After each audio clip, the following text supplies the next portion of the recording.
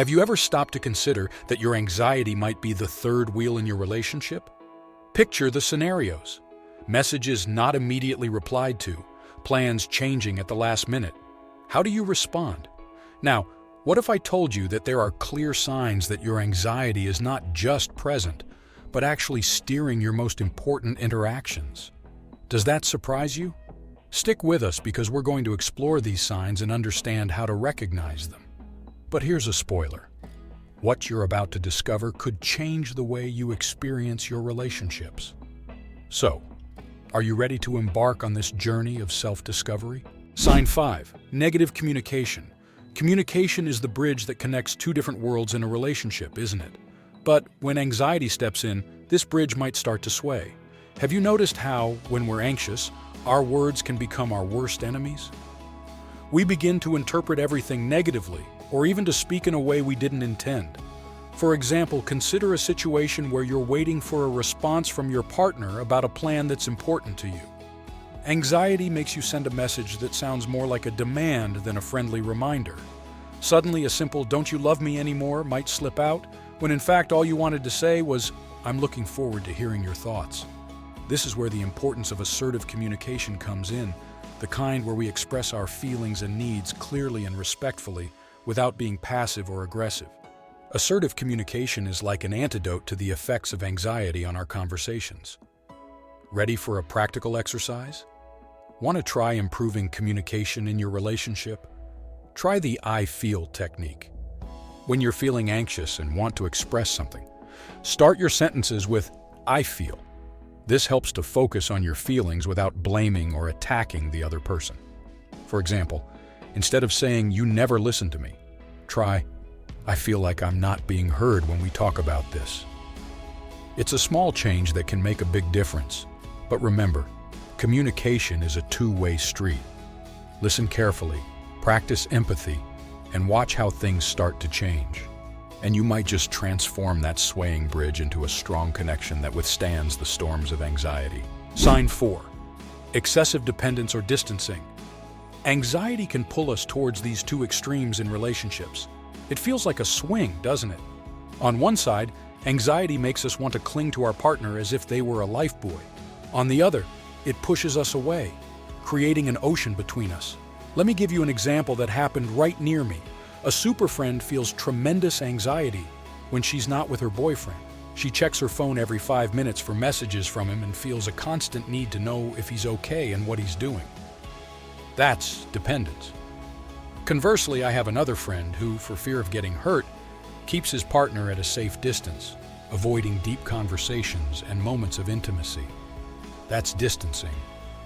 The key here is to find the balance between being independent and interdependent. A healthy relationship allows both to grow individually while supporting and growing together. Now you might be asking, but how do we find that balance? Try the My Life, Our Life exercise. Take a piece of paper and divide it into 2 columns. In the My Life column, write down activities and interests you'd like to explore on your own. In the Our Life column, note activities you want to share with your partner. This helps visualize how you can cultivate your independence while building a strong connection with your partner. And most importantly, truly understanding that it's healthy to have space to be yourself, just as it is important to create shared moments, is essential. Finding this balance not only reduces anxiety, but also strengthens the relationship. If this balance is not found, the next signal will appear much more frequently, significantly worsening the relationship and life. Sign 3. Constant insecurity. This feeling that so stealthily infiltrates our relationships, fueled by the embers of anxiety. When it takes over, it can make us question everything, from our partner's love to our own worth. Let me tell you a bit about how this manifests and, of course, how we can combat these monsters called insecurity and jealousy. Just imagine, there you are, happy with your partner, but then insecurity starts to whisper in your ear. What if they no longer find me attractive? Or what if I'm not enough? These thoughts are like weeds in the garden of love. If we don't take care of them, they take over. Anxiety has this incredible power to make us doubt the foundations of our relationship, undermining our confidence and self-esteem. When we feel insecure, we can become jealous, always on the lookout for potential threats, even when they don't exist. But to strengthen confidence in yourself and in your partner, let's do a simple exercise called the jar of trust. Take a jar or a box, and every time you feel confident or notice something that reinforces your self-esteem or confidence in your relationship, write it down on a little piece of paper and put it inside. It can be anything, from a compliment your partner gave you to a personal achievement that made you feel good. When insecurity hits, open the jar and read the notes. It's a tangible way to remember moments of strength and love, dispersing the clouds of insecurity. Work on nurturing your own self-esteem and trust in your partner. Signal 1 is one of the most dangerous when it settles in, which can lead your life down a very perilous path. Sign 2. Difficulty in dealing with changes or uncertainties. They're like those unexpected guests at a party, aren't they? Sometimes they bring us pleasant surprises, but when anxiety is in control, they can seem more like intruders turning our lives upside down. The truth is, anxiety can really complicate our ability to deal with these situations, making us fear what's to come and resist changes, even if they might be good for us. I remember a story about another friend. She and her boyfriend were facing a big decision: to pursue a new career opportunity in another city. Although it was an incredible chance, her anxiety about the unknown started to weigh in. She worried about everything from leaving her friends to finding a new apartment. Her resistance to change began to cause tension between them, as it seemed she was always focused on the negative what-ifs instead of the possibilities. This clearly showed me how anxiety about changes or uncertainties not only affects us internally, but can also deeply impact our relationships. But it's not a lost battle. There are ways to embrace change and deal with uncertainty in a healthier manner. One thing that can really help is the practice of mindfulness or being present. I call this the mindful breathing exercise. Find a quiet place, sit comfortably, and close your eyes. Focus on your breathing. Notice the air coming in and out. Feel the movement of your body. When intrusive thoughts appear, acknowledge them, but then bring your attention back to your breathing. Practicing this for a few minutes every day can increase your ability to stay grounded in the present, reducing anxiety caused by the fear of the unknown. Another technique is positive visualization. Take a moment to visualize the change or uncertain situation that's causing anxiety. Now, instead of imagining the worst-case scenario, try to visualize the best possible outcome. Imagine yourself adapting well, finding solutions to potential problems, and feeling happy with the outcome. This shift in perspective can not only alleviate your anxiety, but also mentally prepare you to embrace changes with open arms. Dealing with changes and uncertainties can be challenging, but remember, flexibility and resilience are like muscles that we can strengthen. By practicing acceptance and mindfulness, we pave the way for new and enriching experiences, making our relationships stronger and more adaptable. Let's go to the last sign, and at the end we have some tips for you. Sign 1. Excessive control and manipulative behavior. Sometimes anxiety makes us act in ways that aren't exactly best for our relationships. It's as if, deep down, this need to control everything around us is an attempt to calm our own internal turmoil. But the problem is, by doing so, we may end up pushing away the people we love the most.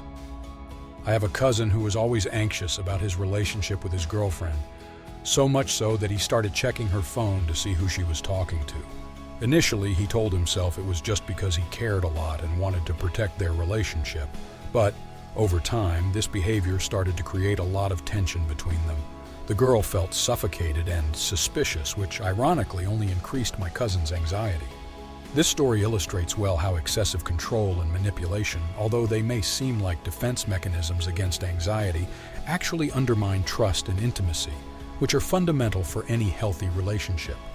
A way to start changing this pattern is through self-observation and reflection. Take a piece of paper and write down the recent times when you felt compelled to control a situation or person. Next to each situation, note what you were feeling at that moment. Fear, insecurity. Now reflect. Is there a healthier way to deal with these feelings? An additional step is to practice open communication with your partner. Instead of trying to control, try expressing your feelings and concerns. For example, instead of checking your partner's phone, say something like, "I feel insecure when we don't know much about each other's day. Can we talk more about our routines?" Recognizing that we have controlling behaviors is the first big step towards change. And changing not only benefits our relationships, but also helps us become healthier and happier versions of ourselves. But how to find help? Discovering ways to deal with anxiety isn't a journey we have to do alone. In fact, support and mutual understanding in a relationship can make a huge difference. Let's talk about treatment options first. Individual therapy can be a great start, helping the person understand the roots of their anxiety and develop strategies to manage it. But couples therapy can also be incredibly valuable, It offers a safe space for both partners to express their concerns, learn to communicate more effectively, and support each other. Another option you can do together is creating a support plan. Sit down together and write down specific situations where anxiety tends to arise. For each situation, think of support strategies that one can offer to the other. It could be something simple, like a hug, a word of encouragement, or even practicing deep breathing together. Having this plan in hand can make you feel more prepared to face anxiety side by side. A second simple but powerful activity you can do is the weekly check-in.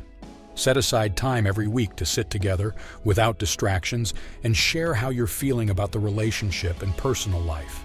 Use this time to discuss any concerns, celebrate achievements, and plan future activities. This habit helps keep the lines of communication open and strengthens the bond between you. And if you're still unsure about your symptoms, in the next video we'll talk about the hidden signs of anxiety. Sometimes we're suffering without knowing why, and I can help you decipher it, shall we?